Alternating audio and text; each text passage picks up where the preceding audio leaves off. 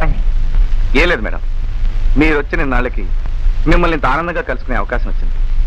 కానీ మొట్టమొదటిసారి మా బాధలు మీకు చెప్పుకోవాల్సి వచ్చినందుకు బాధగా ఉంది.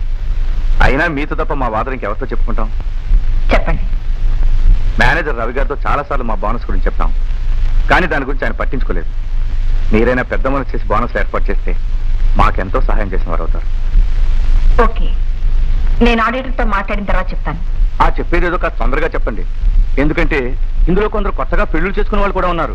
నిన్నైతే పాపం మా ఆవిడ అసలు నిద్రపోలేదంటే నమ్మండి, సరైన ఫ్యాన్ లేక. ఉన్న ఒక్క ఫ్యాన్ కూడా ఒక్కటే సౌండ్ డమ్మడమ్మడమ్మని. భార్యకు ఒక మంచి చీర, కనీసం పడుకోవడానికి మంచి మంచం కూడా కొనుక్కునే ఉద్యోగాలు ఎందుకండి అని మా ఆవిడ అడిగిందనుకోండి, నేనేం సమాధానం చెప్పగలను చెప్పండి.